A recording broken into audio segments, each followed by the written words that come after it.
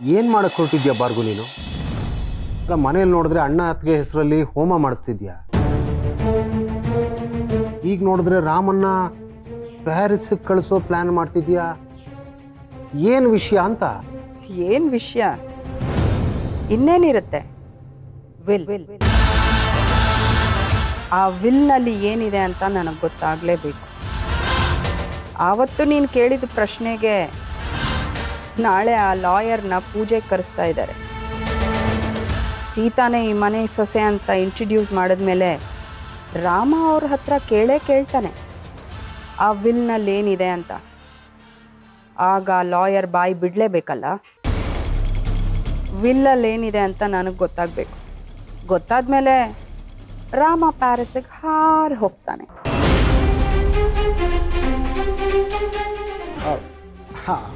ನಿನ್ನ ಪ್ಲ್ಯಾನ್ ನನಗೆ ಗೊತ್ತಾಗ್ತಾ ಇದೆ. ಅಂದರೆ ರಾಮ ಪ್ಯಾರಿಸ್ಸಿಗೆ ಹಾರ್ತಾನ? ಸರಿ ಬಾರ್ಗು, ಆದರೆ ಒಂದು ವಿಷಯ, ಈ ರಾಮ ಯಾಕೆ ಪ್ಯಾರಿಸ್ಗೆ ಹೋಗ್ಬೇಕು? ವಿಶ್ವ, ನಿಂಗೆ ಪ್ರತಿಯೊಂದನ್ನು ಎಕ್ಸ್ಪ್ಲೇನ್ ಮಾಡ್ತಾ ಕೂತ್ಕೊಳ್ಳೋದಕ್ಕಾಗಲ್ಲ.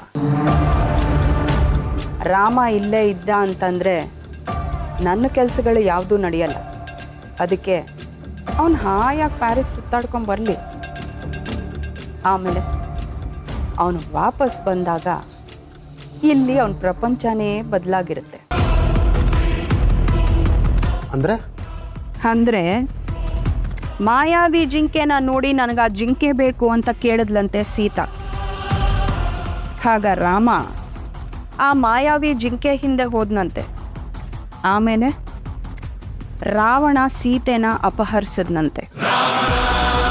ಭಾರ್ಗವಿ ರಚಿಸ್ತಾ ಇರೋ ಈ ರಾಮಾಯಣದಲ್ಲಿ ಮಾಯಾವಿ ಜಿಂಕೆ ಕೇಳದೆ ಹೋದ್ರೂ ಚಾಂದನಿ ಅನ್ನೋ ಮಾಯಾವಿ ಜಿಂಕೆ ಹಿಂದೆ ಹೋಗ್ತಾನೆ ರಾಮ. ಆಮೇಲೆ ಭಾರ್ಗವಿ ಅನ್ನೋ ಈ ರಾವಣ ಅವಳ ಕೆಲಸನ ಶುರು ಮಾಡ್ತಾಳೆ.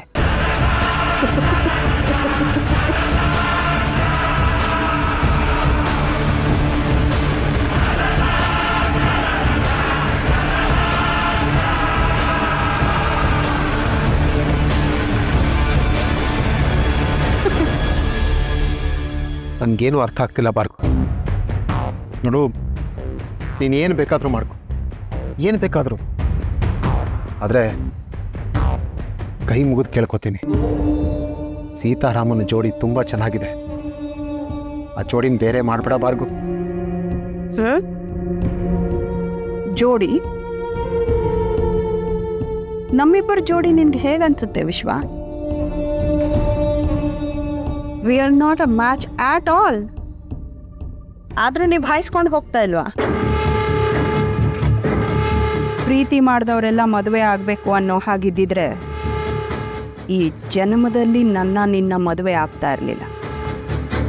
ನೀನು ಬಂದು ನನ್ನ ಮುಂದೆ ಹೀಗೆ ನಿಂತ್ಕೋತಾನೂ ಇರಲಿಲ್ಲ.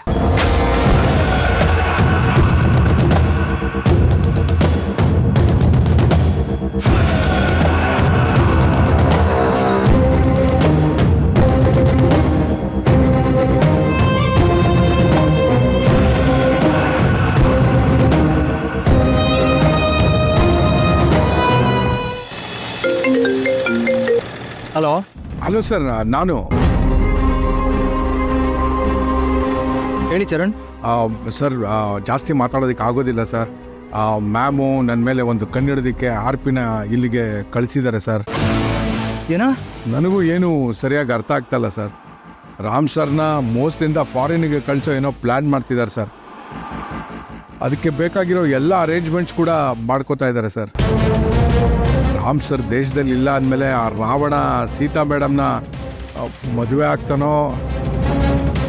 ಮೇಡಮ್ ಬೇರೆ ಸೀತಾ ಅವರ ಹಳೆ ಗಂಡ ಅಂತ ನನ್ನ ವಿಚಾರಿಸಿದ್ರು. ನಾನು ಅವ್ರನ್ನ ಯಾವತ್ತೂ ನೋಡಿಲ್ಲ ಅಂತಲೇ ಅವ್ರಿಗೆ ಹೇಳಿದ್ದೀನಿ. ಅವರಿಬ್ಬರನ್ನ ನೆಮ್ಮದಿಯಾಗಿರೋಕ್ಕೆ ಇವರು ಬಿಡೋಗಿಲ್ಲ ಸರ್. ಅದಕ್ಕೆ ನಿಮಗೆ ಫೋನ್ ಮಾಡಿದ್ದೀನಿ ಸರ್. ನೀವೇ ಇನ್ನು ಅವ್ರನ್ನ ಕಾಪಾಡಬೇಕು sir. Please sir, Ram sir ಜೀವನ ನೀವೇ ಕಾಪಾಡಬೇಕು ಸರ್. ಹಲೋ.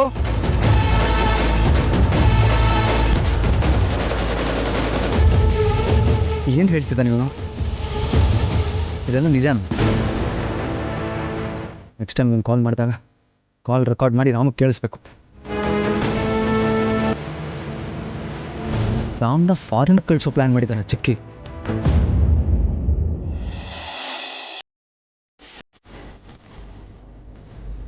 ರಾಮು ಅವರೇ,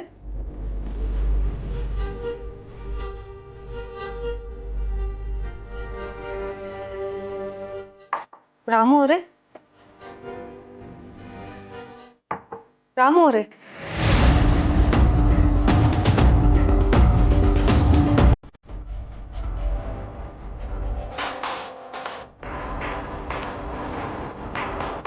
ನಿನ್ನೆ ಜೊತೆಲಿರಿ ಅಂತ ಅಷ್ಟು ಕೇಳ್ಕೊಂಡ್ರು ನಾನು ಇರಲಿಲ್ಲ ಅಂತ ನನ್ನ ಮೇಲೆ ಬೇಜಾರಾಗಿದ್ದಾರಾ?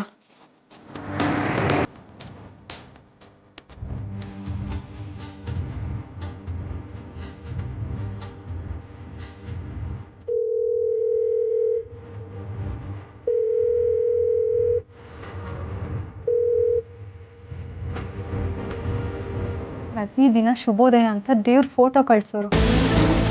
ಬೆಳಗ್ಗೆಯಿಂದ ಒಂದು ಮೆಸೇಜು ಕಾಲ್ ಏನೂ ಮಾಡಿಲ್ಲ. ನಾನೇ ಕಾಲ್ ಮಾಡಿದ್ರು ಪಿಕ್ ಮಾಡ್ತಿಲ್ಲ. ನನ್ನ ಮೇಲೆ ಬೇಜಾರಾಗಿದ್ದಾರಾ ಹೇಗೆ?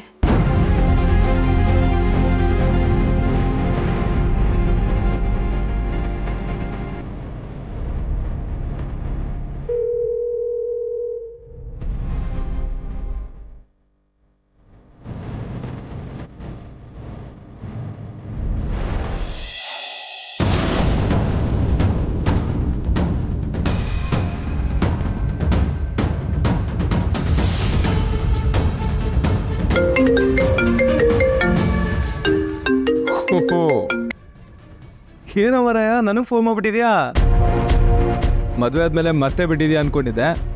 ನಾನಂತೂ ನಿನ್ನ ಬಗ್ಗೆ ಡೈಲಿ ಯೋಚಿಸ್ತಾನೆ ಇರ್ತೀನಿ. ನೀನೇ ನನ್ನನ್ನು ಮರ್ತಿರೋದು. ನಿನಗೆ ಫೋನ್ ಮಾಡೋಣ ಅಂತ ಅಂದ್ಕೊಂಡೆ ಕಣ, ಅಷ್ಟರಲ್ಲಿ ನೀನೇ ಫೋನ್ ಮಾಡಿಬಿಟ್ಟೆ. ಏನು ವಿಷಯ? ಮಗ, ನಾನು ಕಾಲ್ ಮಾಡಿದ್ದು ಯಾಕೆ ಅಂತಂದರೆ, ಅದೆಲ್ಲ ಬಿಡೋ, ನನ್ನ ಮಾತು ಕೇಳಿ ಫಸ್ಟು. ತಾತ ನಿನ್ನ ಮೇಲೆ ಸಿಕ್ಕಾಬಟ್ಟೆ ಕೋಪ ಮಾಡ್ಕೊಂಡಿದ್ದಾರಪ್ಪ. ಸೂರಿನ ನನಗ ಯಾಕೆ? ಮತ್ತಿನ್ನೇನು, ಡೈಲಿ ಮನೆಗೆ ಬರ್ತಿದ್ದವನು ಮದುವೆ ಆದಮೇಲೆ ಮನೆ ಕಡೆ ತಿರುಗೂ ನೋಡಲಿಲ್ಲ. ಅದಕ್ಕೆ ಸೂರಿ ಸಿಕ್ಕಾಬಟ್ಟೆ ಕೋಪ ಪಡ್ಕೊಂಡಿದ್ದಾರೆ. ಬರ್ತೀನಿ ಮಗ. ಅದೇ ಮಗ, ನಾನು ಏನು ಹೇಳಕ್ಕೆ ಕಾಲ್ ಮಾಡಿದ್ದು ಅಂದರೆ, ವಿಷಯ ಏನಂತ ನಾನು ಹೇಳ್ತೀನಿ ಕೇಳಿ ಮನೆ. ನಾಳೆ ಕುಟುಂಬ ಸಮೇತ ಎಲ್ಲರೂ ನಮ್ಮ ಮನೆಗೆ ಬಂದುಬಿಡಿ. ಚಿಕ್ಕಿ ಅದೇನೋ ಸ್ಪೆಷಲಾಗಿ ಹೋಮ ಮಾಡಿಸ್ತಾ ಇದ್ದಾರೆ. ಓಹ್ ಸರಿ, ಬರ್ತೀವಿ. ಮಗ, ನಿಂದು ಯಾವ್ದಾದ್ರು ಬಿಸ್ನೆಸ್ ಟೂರ್ ಶೆಡ್ಯೂಲ್ ಆಗಿದೆಯಾ?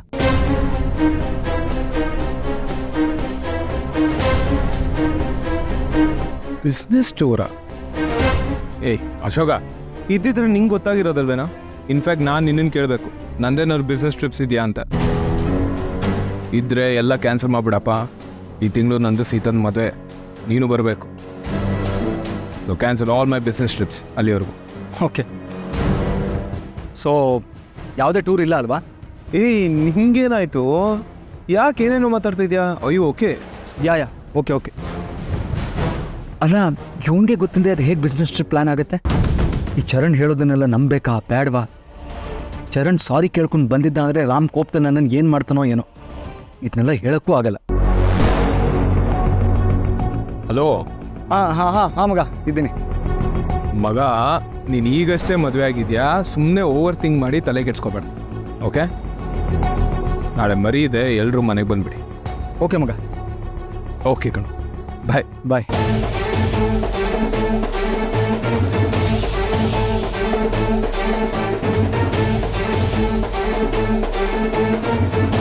ನೀನು ಹೇಳ್ದಂಗೆ ಆರಾಮಾಗೆಲ್ಲ ಇರೋಕ್ಕಾಗಲ್ಲ ಮಗ. ನಿನಗೆ ನಾನು ಏನೂ ಆಗಕ್ಕೆ ಬಿಡಲ್ಲ. ಆದರೆ ನಿನಗೇ ಗೊತ್ತಿಲ್ಲದೆ ಏನೇನೋ ನಡೀತಿದೆ. ಏನದು? ಸಾಕ್ಷಿ, ಆಧಾರ, ಒಂದು ಕ್ಲಾರಿಟಿ ಇಲ್ಲದೆ ನನ್ನ ಕೈಲೂ ಏನೋ ನಂಬಕ್ಕಾಗ್ತಾ ಇಲ್ಲ. ನೋಡ್ದೇನೆ ಸುಲೋಚನಾ, ಶ್ರೀರಾಮ್ ದೇಸಾಯಿನೇ ನನಗೆ ಫೋನ್ ಮಾಡಿ ನಾಳೆ ಮನೇಲಿ ಹೋಮ ಇದೆ, ನೀವು ಬರಲೇಬೇಕು ಅಂದಿದ್ದಾರೆ. ನಾವೀಗ ದೇಸಾಯಿ ಮನೆತನಕ್ಕೆ ಬೀಗರು. ಇನ್ಮೇಲೆ ನೀನು ಆ ರುದ್ರ ಪ್ರತಾಪಂಗೆಲ್ಲ ಹೆದರ್ಕೋಬೇಡ. ಅಜ್ಜಿ, ಸಕ್ಕರೆ ಚೂರು ಕಮ್ಮಿ. ಅಯ್ಯ, ಆ ಪ್ರತಾಪಿಗೆ ಹೆದರ್ಕೊಳ್ಳೋದ್ ಬಿಟ್ಟು ಯಾವತ್ತೋ ಆಯ್ತು. ಅಲ್ಲ ಅಜ್ಜಿ, ನೀವೇ ಹೇಳಿ, ಸೀತನ್ ಗಂಡನ ಡೀಟೇಲ್ಸ್ ಕೊಡು ಅಂತ ಕೇಳಿದ್ರೆ ನಾವ್ ಎಲ್ಲಿಂದ ಕೊಡೋದು? ಆ ಮನುಷ್ಯ ಯಾರು ಅಂತಾನೆ ನಮ್ಗೆ ಗೊತ್ತಿಲ್ಲ. ಇಲ್ದಿರೋ ಮನುಷ್ಯನ ಬಗ್ಗೆ ಡೀಟೇಲ್ಸ್ ನಾವ್ ಎಲ್ಲಿಂದ ಕೊಡ್ಬೇಕು ಹೇಳಿ? ಅವ್ನು ಯಾರು ಅಂತ ನಿಮಗೇನಾದ್ರೂ ಗೊತ್ತಾ? ಅಲ್ಲಮ್ಮ ಸುಲೋಚನಾ, ಆ ದುಷ್ಟಂಗೆ ನೀವೇನು ಹೇಳಬೇಕಾಗಿಲ್ಲ, ಸರಿ. ಆದರೆ ನಾಳೆ ರಾಮ್ ಮನೆಯವರು ಸೀತನ್ ಗಂಡ ಯಾರು ಅಂತ ಕೇಳಿದ್ರೆ ಅವಾಗ ಏನು ಹೇಳ್ತೀರಾ? ಸೀತನ್ ಗಂಡ ಯಾರು ಅಂತ ಗೊತ್ತಿಲ್ಲ ಅಂತ ಹೇಳ್ತೀರಾ? ಅದನ್ನ ಅವ್ರು ನಂಬ್ತಾರಾ? ಸೀತಾ ನಮಗೆ ತಂದೆ ತಾಯಿ ಸ್ಥಾನ ಕೊಟ್ಟಿದ್ದಾಳೆ ನಿಜ, ಆದರೆ ನಾವೆಷ್ಟಾದರೂ ಪಕ್ಕದ ಮನೆಯವರು. ನೀವು ನಿಜವಾದ ಅಣ್ಣ ಅದಕ್ಕೆ.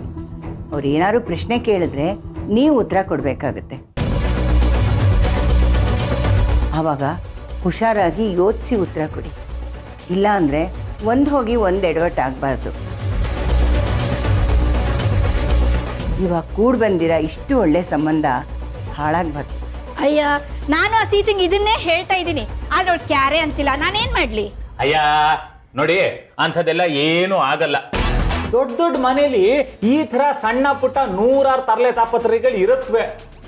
ಅದು ಅಲ್ಲದೆ ಅವರು ಮದುವೆವರೆಗೂ ಬಂದಿದ್ದಾರೆ ಅಂದ್ರೆ ಸೀತನ ಹಳೆ ಕಥೆನೆಲ್ಲ ಲೆಕ್ಕಕ್ಕೆ ಇಟ್ಟಿಲ್ಲ ಅಂತಾನೆ ಅರ್ಥ. ಈಗೇನು ದೇಸಾಯಿ ಮನೆತನದ ಮಗ ನಮ್ಮ ಹುಡುಗಿನ ಇಷ್ಟಪಟ್ಟಿದ್ದಾನೆ, ನಾವು ದೊಡ್ಡ ಮನಸ್ಸು ಮಾಡಿ ಅದನ್ನ ಒಪ್ಕೊಂಡಿದೀವಿ ಅಷ್ಟೇ. ನೋಡು, ನೀನು ನಾಳೆ ಅಲ್ಲಿಗೆ ಹೋದಾಗ ಎಡವಟ್ಟು ಗಿರ್ವಟ್ಟು ಮಾಡಬೇಡ. ಅಯ್ಯೋ, ನಾನು ಯಾವ ಎಡವಟ್ಟು ಮಾಡಲ್ಲ, ಬಲವಟ್ಟು ಮಾಡಲ್ಲ. ನೀನು ಅಲ್ಲಿ ತೆಪ್ಪಗಿರು.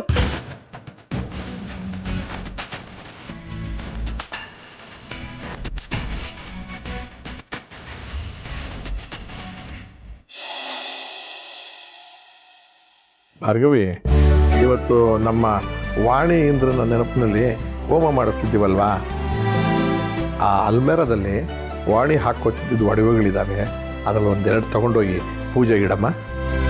ಸರಿ ಮಾವಯ್ಯ.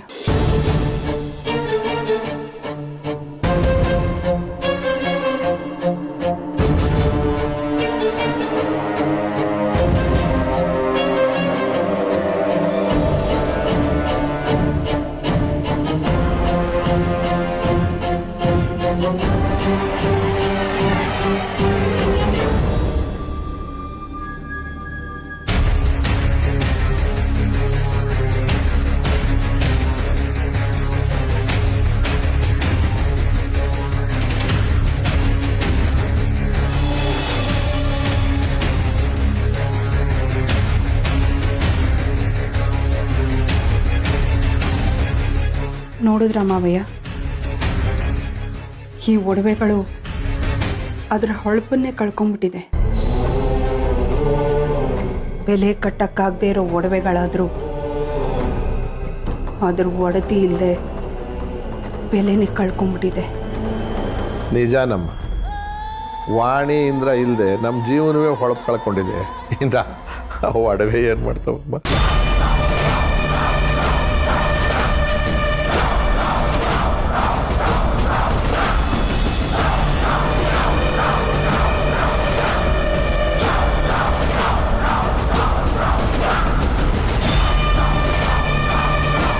ಇದನ್ನು ಹಾಕ್ಕೊಂಡು ಮೆರಿಬೇಕಾಗಿರೋಳು ಕಾಯೋ ಸ್ಥಿತಿ ಬಂದಿದೆ.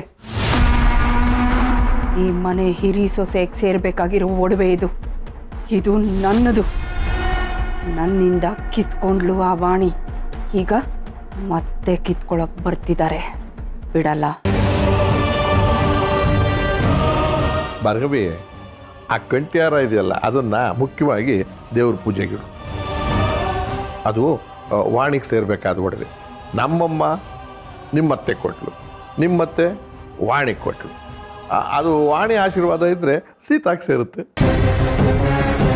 ಆ ಹಾರ ನಮ್ಮ ಮಂತನದ ಪ್ರತೀಕ. ಅದನ್ನು ನಾವು ಯಾರಿಗೆ ಕೊಡಬೇಕು ಅಂತ ಸಂಕಲ್ಪ ಮಾಡಿದ್ರು ಆ ಒಡತಿನೇ ಹುಡುಕೊಂಡು ಹೋಗುತ್ತೆ. ಈ ಅಂಥ ವಿಚಿತ್ರ ಅಲ್ವಾ? ವೈಜ್ಞಾನಿಕವಾಗಿ ಸರಿ ಇಲ್ಲದೆ ಇರ್ಬೋದು, ಆದರೆ ಭಾವನೆಗಳು, ನಂಬಿಕೆಗಳು, ಕೆಲವು ಘಟನೆಗಳು ವಿಜ್ಞಾನವನ್ನು ಮೀರಿಸ್ಬಿಡುತ್ತಮ್ಮ. ಹೌದು ಮಾವಯ್ಯ, ಎಲ್ಲದಕ್ಕೂ ಸೈಂಟಿಫಿಕ್ ರೀಸನ್ಸ್ ಇದೆ ಅಂತ ಹೇಳ್ತಾರೆ. ಆದರೆ ನಮ್ಮ ಹಣೆ ಬರಕ್ಕೆ ಸೈನ್ಸ್ ರೀಸನ್ ಕೊಡೋಕ್ಕಾಗುತ್ತಾ ಮಾವಯ್ಯ? ಹಣೆ ಬರ ಅಲ್ಲಮ್ಮ, ಅವ್ರವ್ರ ಅದೃಷ್ಟ. ಸೀತಾಗೂ ಅದೃಷ್ಟ ಇದ್ರೆ ಖಂಡಿತವಾಗ್ಲೂ ಅವಳ ನಮ್ಮನೆ ಸೊಸೆ ಹಾಗೆ ಆಗ್ತಾಳೆ.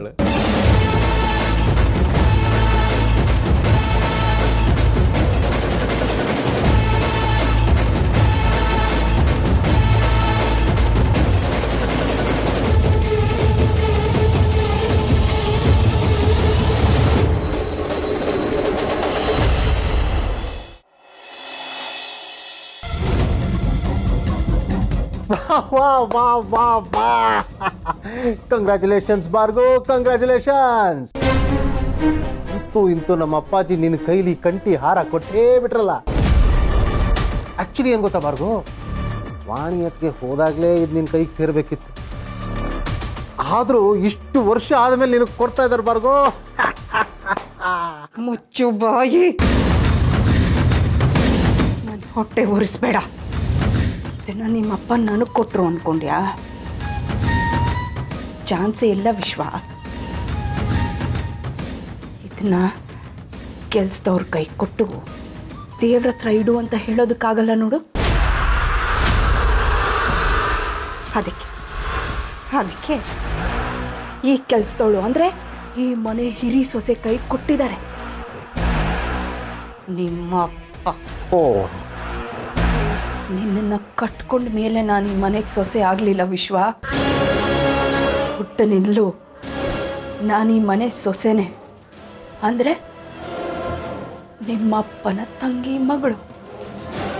ನಿಂಗೊಂದು ಕತೆ ಹೇಳ. ಒಂದಿನ ನಿಮ್ಮಮ್ಮ ಈ ಹರನ್ ಹಾಕ್ಕೊಂಡಿದ್ರು. ನಾನು ಹೋಗಿ ಅತ್ತೆ ನಾನು ಈ ಹಾರನ ಹಾಕ್ಕೊಳ್ಳ ಅಂತ ಕೇಳಿದೆ. ಅದಕ್ಕೆ ಅವ್ರೇನಂದ್ರು ಗೊತ್ತಾ ವಿಶ್ವ? ಹೊಗೆ ಹುಚ್ಚಿ, ಈ ಹಾರ ಯಾವತ್ತಿದ್ರು ನಿಂದೆನೆ ಅಂತಂದ್ರು.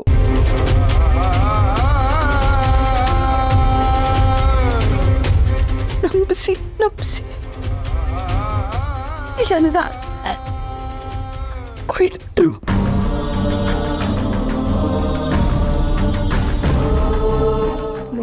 ನೋಡ್ತಾ ಇದ್ದಾಗೆ ವಿಶ್ವ ನನ್ನ ಪ್ರೀತಿ ಹೋಯ್ತು, ನನ್ನ ಸರ್ವಸ್ವ ಹೋಯ್ತು, ನನ್ನ ಸ್ಥಾನ ಹೋಯ್ತು, ನನ್ನ ಮನೆ ಹೋಯ್ತು. ಯಾರ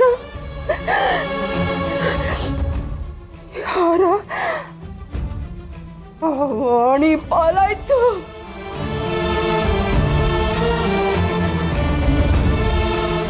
ಈಗ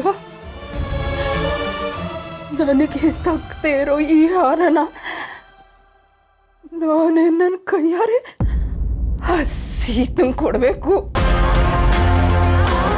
ಟೆಲ್ ವಿಶ್ವ, ನಡೀತಾ ಇರೋದು ಸರಿನಾ?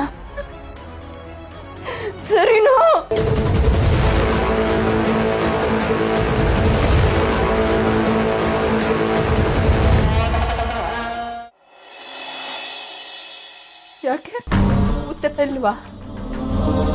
ಇರಲ್ಲ. ಯಾಕೆ ಹೇಳು?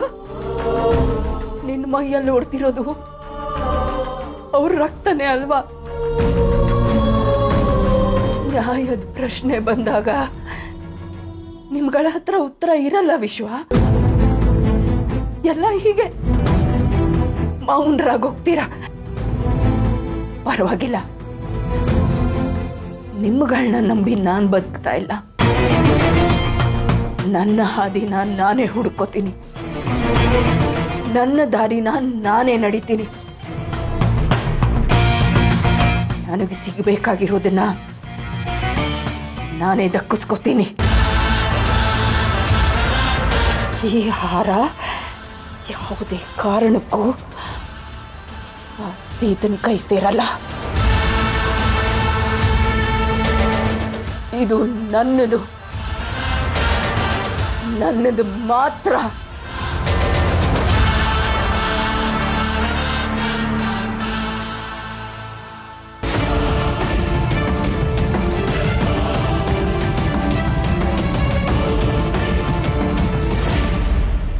ಅಣ್ಣ ಅದಕ್ಕೆ ನೀವು ಸತ್ತೋದ ದಿನಾನೇ ನಾನು ಸತ್ತೋದೆ.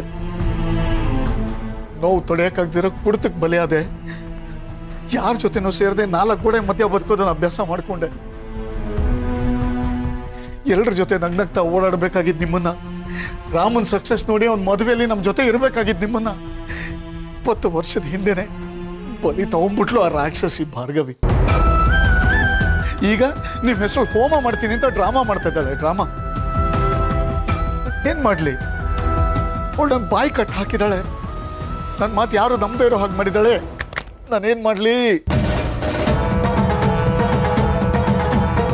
ಎಲ್ಲಿ ನಾನು ಅವಳ ವಿಷಯ ಎಲ್ಲ ಬಾಯಿ ಬಿಟ್ಬಿಟ್ರೆ ಅಪ್ಪಾಜಿ ಎದೆ ಒಡೆದು ಹೋಗುತ್ತೋ, ರಾಮಂಗೆಲ್ಲಿ ಘಾಸಿ ಆಗುತ್ತೋ ಅಂತ ಇಷ್ಟು ದಿನ ಬಾಯಿ ಮುಚ್ಕೊಂಡಿದ್ದೆ. ಅಕಸ್ಮಾತ್ ನಾನೆಲ್ಲ ಹೇಳಿ ಹೇಗಿದ್ರು ವಿಷಯ ಎಲ್ಲರಿಗೂ ಗೊತ್ತಾಗ್ಬಿಟ್ಟಿದ್ಯಲ್ಲ ಅಂತ ಅವಳು ಯಾರಿಗಾದ್ರೂ ಅಪಾಯ ಮಾಡಿಬಿಟ್ರೆ ಅನ್ನೋ ಚಿಂತೆ ಬೇರೆ. ಈಗ ಅವಳು ರಾಮನ ಮದುವೆ ವಿಷಯದಲ್ಲಿ ಏನೋ ಆಟ ಕಟ್ತಾ ಇದ್ದಾಳೆ. ಇಲ್ಲ, ಈಗಲೂ ನಾನು ಸುಮ್ಮನೆ ಇದ್ರೆ ರಾಮನ ಜೀವನನೇ ಹಾಳಾಗೋಗುತ್ತೆ. ಇಲ್ಲ,